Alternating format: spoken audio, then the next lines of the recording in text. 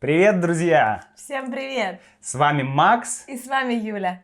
И сегодня мы хотим познакомить вас с той лексикой, которую вы можете использовать на интервью, то есть на собеседовании. Да, Юля? Да. Если вы, например, хотите получить работу в российской компании, у вас будет собеседование, и мы хотим рассказать вам, что вы можете встретить. Юля даже даст некоторые советы, да? Да.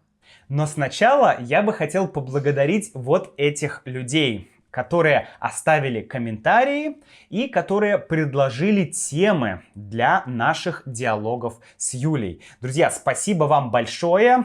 Всем вам мы отправим открытки с Кавказом.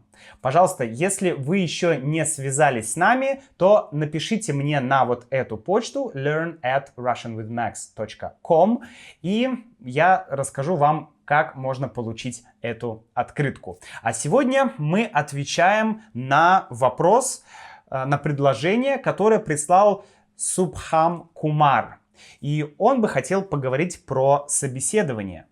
Итак, Юля, что мы можем рассказать о собеседовании? Давай я буду человеком, который ищет работу. Это называется кандидат. Я буду кандидатом. А ты будешь? А я буду работодателем. Хорошо. Я кандидат, и я на сайте hh.ru, headhunter.ru, да, наверное, самый известный сайт. Самый известный, да. Я ищу вакансии. Кстати, друзья, вы тоже можете посмотреть там вакансии. Многие спрашивают: Макс, я хотел бы быть учителем английского в России. Посмотрите Headhunter. Это лучший сайт для поиска работы. Правда, Юля? В России, да. Да. Возможно, там будут вакансии и для иностранцев. Да, по крайней мере, там можно начать. Да. Итак, я нашел на сайте headhunter.ru вакансию водителя-осенизатора.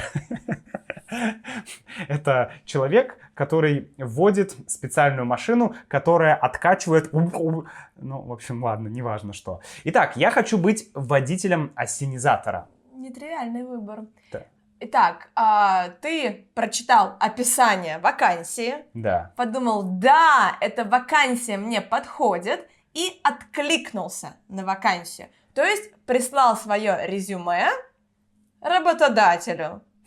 Да, я увидел подходящую вакансию, и я на нее откликнулся. Откликнуться означает, отреагировать, то есть послать свое резюме. Да, отклик. Отклик направлен работодателю. Работодатель получил отклик и пригласил меня на собеседование. Да, сегодня у меня будет интервью, но чаще мы говорим собеседование. Да, как правило, собеседование проходит в несколько этапов, в больших, средних компаниях.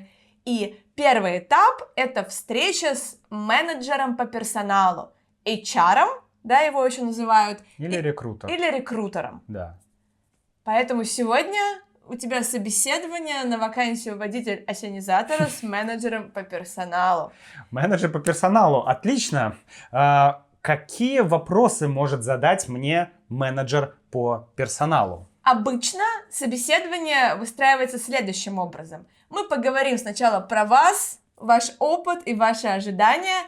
Потом я расскажу про нас, про нашу компанию и отвечу на все ваши вопросы. Хорошо, давайте начнем. Я готов. С чего вы начинаете свои вопросы? Расскажите, пожалуйста, про ваш опыт работы. Я долгое время работал учителем, потом я несколько лет не работал, а последние 5 лет, я был руководителем одного из бизнес-направлений в одной российской компании, называется «Газпром». А что же вас тогда заинтересовало в нашей вакансии? Меня просто уволили с той работы, я увидел вашу работу, мне понравилась зарплата, хорошая зарплата, работа вроде несложная, я думаю, что я как раз подойду для этой вакансии. Совет. Как вы можете догадаться, такой ответ давать на собеседовании не нужно. А вам нужно заранее узнать что-то про эту компанию и сформулировать, почему именно в эту компанию вы идете на собеседование. Компаний много, вакансий много, и вам нужно объяснить, что же вас заинтересовало. И ответ зарплата – это очень плохой ответ. Да я могу сказать, прошлый мой босс был мудак. Он реально был козлом. Он постоянно зарплату платил меньше, постоянно было много разных задач. Я постоянно работал. Вообще, коллеги тоже были козлами. Так тоже не стоит делать. Не надо критиковать своего бывшего работодателя. Почему? Потому что это оставляет ощущение того, что сотрудник недоволен всем, и есть ощущение, что если ты возьмешь его себе на работу, возможно, он придет с таким же отношением. Да, не нужно врать. Если у вас были сложности на предыдущем месте работы, подумайте, как это можно преподнести. Врать нельзя, но вываливать все проблемы душевные за последние 15 лет на собеседовании не стоит. Это я вам как бывший менеджер по персоналу говорю. Хорошо. Что будет дальше на интервью? Вероятно, в этой ситуации я спрошу тебя про навыки. Расскажите, пожалуйста, а какие навыки, из вашего предыдущего опыта, сделают вас хорошим водителем-ассенизатора?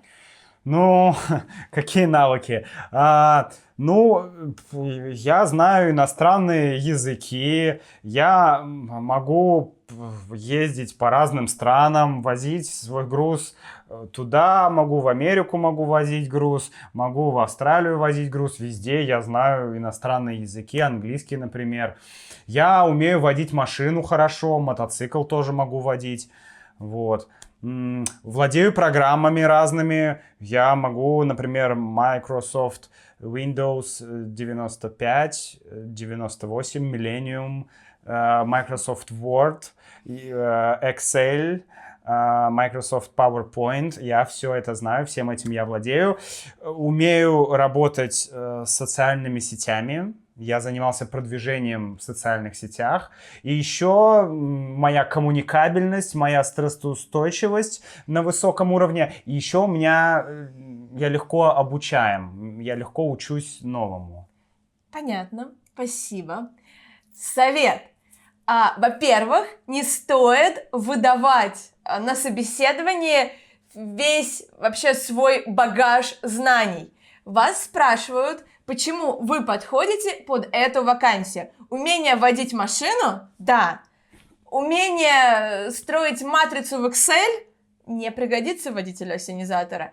А коммуникабельность, стрессоустойчивость, легкообучаемость – это настолько шаблонные, типичные выражения, что их никому не интересно слушать. Если на собеседовании будет важно проверить эти навыки, менеджер по персоналу это сделает, да, даст вам разные ситуации, попросит привести конкретные примеры из вашего опыта. Но от того, что вы скажете, что вы стрессоустойчивый, ничего не изменится. Что дальше? А какие у вас зарплатные ожидания? Так, чтобы хватало, 100 тысяч нормально, наверное, я думаю. Это на руки? Я ориентируюсь на 100 тысяч. На руки. Что, на ноги? Вообще, есть два варианта, как вам могут озвучить зарплату.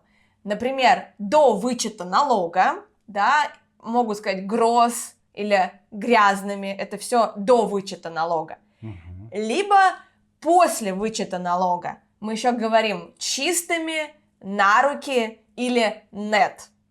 То есть 100 тысяч на руки. Да, конечно, 100 тысяч на руки. То есть это та сумма, которую вы будете получать ежемесячно. На руки, да. На руки. Что я буду иметь, а вы будете платить налоги. А у вас зарплата черная или белая? Вы знаете, у нас зарплата серая. Серая? Да. Это как жидкость в ассенизаторе?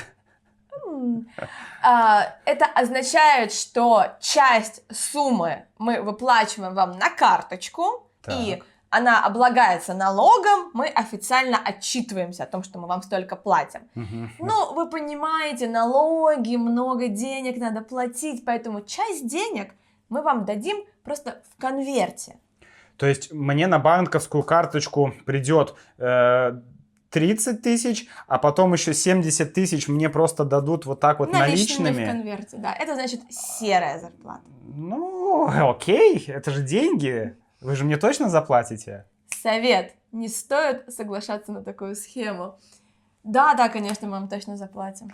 Я еще слышал про какой-то соцпакет, социальный пакет.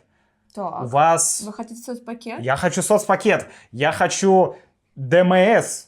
Это медицинское страхование. Я хочу премии каждый месяц. Я хочу бонусы, я хочу оплату фитнеса, я хочу оплату курсов иностранного языка. И еще я хочу... Все, больше я ничего не хочу. Это соцпакет, который вы планируете найти. Я ориентируюсь на этот соцпакет. Вы знаете, у нас есть соцпакет, но в него не входит медицинская страховка, бонусы, языковые курсы, но мы готовы оплачивать нашим сотрудникам психотерапию, занятия с психотерапевтом раз в неделю, в дополнение к вашей зарплате. Хорошо, это приятно. Хорошо, скажите, пожалуйста, а где-то я могу получить на вас рекомендации? Может быть, у вас есть рекомендательное письмо, или я могу кому-то позвонить, и кто-то вас порекомендует на работу?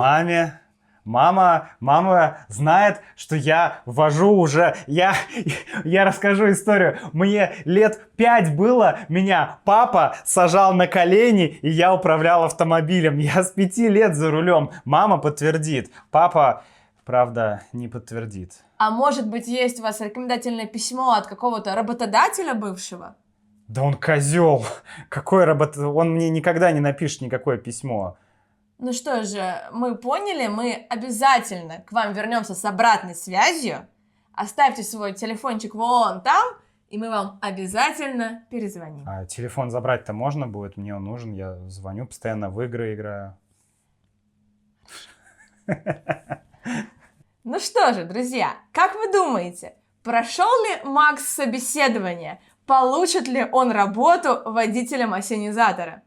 Напишите в комментариях, что вы думаете. Напишите в комментариях, что вы думаете. Да, нет, а может быть, вы можете сказать в процентах, 30 на 70 или 20 на 60.